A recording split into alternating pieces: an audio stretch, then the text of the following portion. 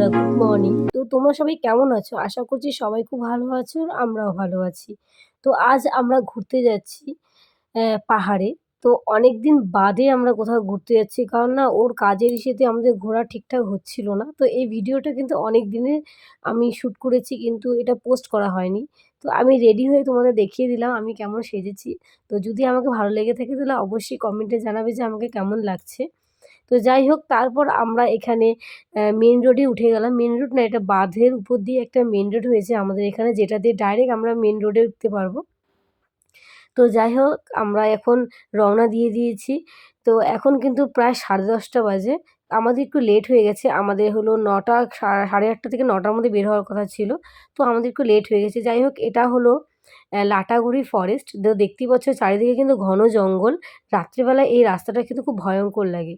তারপর এই লাটাগুড়ির মাঝখানেই আছে একটা মন্দির, যেটা হলো মহাক্কাল বাবার মন্দির। এই মহাক্কাল মন্দিরটা খুবই পবিত্র স্থান। তো এখানে প্রত্যেকে এসে পূজা দিয়ে যায়, অনেক মানত করে। আর এখান দিয়ে যাওয়ার আগে এই বাবার কাছে আশীর্বাদ নিয়ে গেলে যাত্রা খুবই ভালো হয়। তো আমরাও নেমে পড়লাম বাবার কাছ থেকে আশীর্বাদ নেওয়ার জন্য। তো এখানে প্রণাম করে তারপর এখান থেকে আমরা রওনা দিলাম আমরা যেখানে ঘুরতে যাচ্ছি।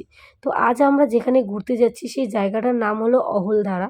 তো আমি এর আগেও অহলধারাতে ঘুরতে গিয়েছিলাম। আমি আর আমার হাসব্যান্ড দুজনে অহলধারাতে এর আগেও ঘুরে এসেছি। তো মামারা যেহেতু এই জায়গাটা দেখেনি, তো মামারা বলল যে চল আজকে ওই জায়গাটা দেখে আসি, কারণ সেই জায়গাটা না খুবই সুন্দর। তো তোমাদের না দেখালে তোমরা বুঝতে পারবে না।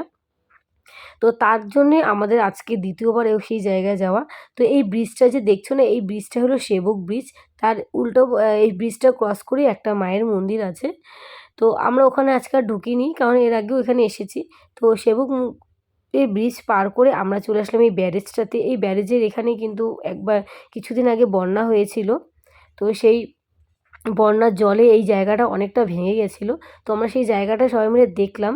দেখার পর এখানে ফটো তুলে একটু রেস্ট করে আমরা আবার এখান থেকে রওনা দিলাম, কারণ অনেকটা দূর যেহেতু যেতে লাগবে। তো একভাবে যাওয়া না সম্ভব না, জায়গায় একটু দাঁড়িয়ে দাঁড়িয়ে গেলে পরে বেস্ট হয়। কারণ গাড়িটাও মানে রেস্ট পায়, আর যে গাড়িটা চালাচ্ছে সেও একটু রেস্ট পায়। তো যাই হোক, এই রাস্তাটা কিন্তু অসাধারণ ছিল। চারিদিকে বড় বড় গাছ আর মাঝখান দিয়ে সরু একটা রাস্তা। আর তার মধ্যে এখানে কিন্তু কোনো লোকজন নেই, মানে খুব রিস্কিও একটা জায়গা। যেহেতু পাহাড় এলাকায় জানোই একদম ফাঁকা থাকে, এখানে রিস্কও বলবো। তো যাই হোক, এখানে আমরা দাঁড়িয়ে আর একটু ফটো টটো তুললাম। মাঝে রাস্তায় আমরা মোমো খেয়েছি, খাওয়া দাওয়া করেছি। অত কিছু শ্যুট করিনি, কারণ ভিডিওটা তাহলে অনেকটা বড় হয়ে যাবে। তারপর আমরা আবার রওনা দিয়ে দিলাম। তো এখানে দেখতে পাচ্ছ বাড়িঘরগুলো। এই বাড়িঘরগুলো পাহাড়ের আমার খুবই পছন্দের, কারণ প্রত্যেকটা বাড়ি না একদম পাহাড়ের গায়ে গায়ে লাগানো, আর এত সুন্দর দেখতে লাগে। আর মেন কথা হলো পাহাড়ের একটাই যে সব রাস্তা কিন্তু দেখতে একই লাগে। তো যাই হোক, আমরা অহলধারার মেন গেটে পৌঁছে গেছি, যেখানে টিকিট কেটে আমাদেরকে ভেতরে প্রবেশ করতে হবে। এই যে দুদিকে ফুল দেখছো, মাঝখান যে রাস্তা দেখছো, এটা দিয়েই চলে যেতে হয় সেই জায়গায়। আর এটা হলো সেই গাড়ি চেকিং করে এখানে টিকিট কেটে যেতে হয়। বাইকের আলাদা টাকা, 4 চাকার আলাদা রেট নেয়। তো তারপর এখানে টিকিট কেটে আমরা এখান দিয়েই চলে যাচ্ছি সেই অহলধারাতে। তো চারিদিকে এত সুন্দর ফুল গাছ আর এত সুন্দর দেখতে লাগছিল রাস্তাটা, কি মানে কি বলবো আর। তো যাই হোক, আমরা এখান থেকে রওনা দিয়ে দিলাম সে অহলধারাতে। এখান থেকে কিন্তু খুব একটা দূর নয়, দেখে তোমাদের একদম নর্মাল মনে হচ্ছে, কিন্তু যেই মেন জায়গাটাতে যাচ্ছি সেই জায়গাটা যখন দেখাবো তোমরা অবাক হয়ে যাবে, হ্যাঁ সত্যিই এত সুন্দর জায়গা। তো এখানে পার্কিংয়ের ব্যবস্থা আছে। এখানে আমরা গাড়িটাকে পার্কিং করলাম। পার্কিং করে ড্রেস মানে ড্রেস ট্রেস ঠিক করে নিয়ে হেলমেট ওরা খুলে নিল। তারপর সমস্ত কিছু ঠিক করে এখান থেকে রওনা দেবো। তো আমাদের গাড়িটাকে লক করে রাখা উচিত। বলা যায় না, হয়তোবা মানে যেহেতু নতুন জায়গা আমাদের জন্য গাড়ির চুরি হয়ে যেতেও পারে। তো এখানে লক করে তারপর আমি আর মামি দুজনে মিলে রওনা দিলাম। ওরা পিছনে আসছে।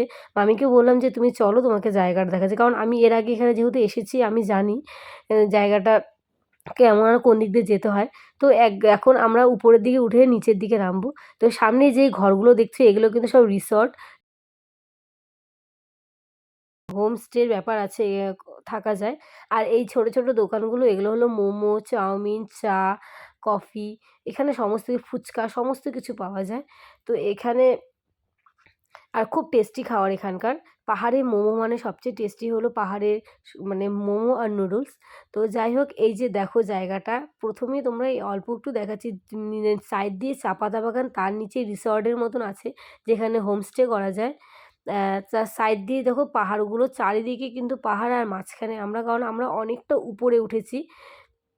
তারপর আমরা আরও নিচে নামবো। নিচে নেমে যেই মেন জায়গাটা, ওখানে দাঁড়ালে পরে না সমস্ত কিছু দেখা যায়। যেহেতু আমরা মেয়ে মানুষ তো আমাদের অতটা নিচে নামতে দেয়নি।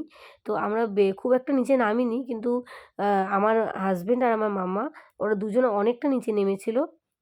নেমে ওরা ফটো-টটো তুলেছে, ওখানে ভিডিও করেছে। আর এত সুন্দর হাওয়া আসছিল, প্রকৃতির একটা আলাদাই স্মেল। মানে কি বলবো, এই জায়গাটা আসলে না মানে নিজেকে ধন্য মনে হচ্ছিল যে হ্যাঁ, মনে হচ্ছে হ্যাঁ, প্রকৃতির কোলে বোধহয় হয়তোবা আমরা চলে এসেছি। আর চারিদিকটা এত সুন্দর লাগছে। এই যে রিসর্টগুলো মানে দেখতে পাচ্ছ, এটা কিন্তু অনেকটা নিচে।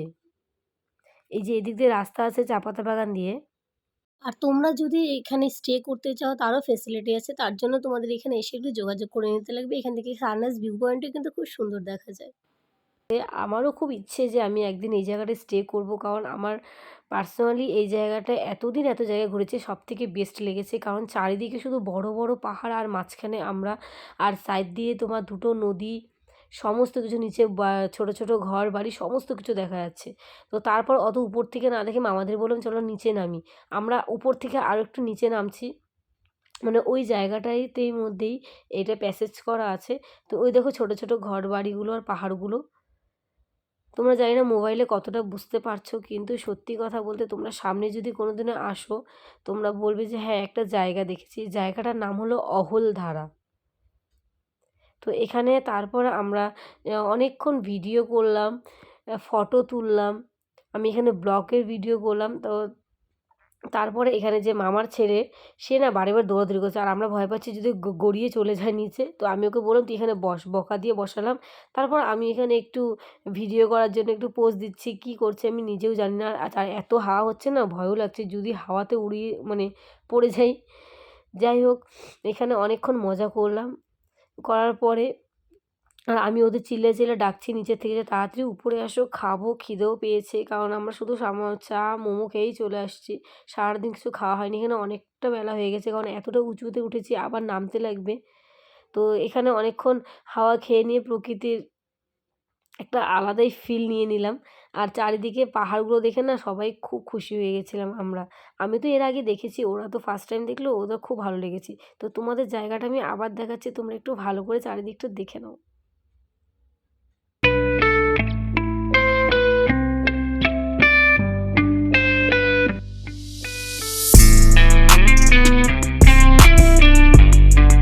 এরপর ওদের দেখে, দেখে আনার পর আমরা এখানে খেতে বসছি।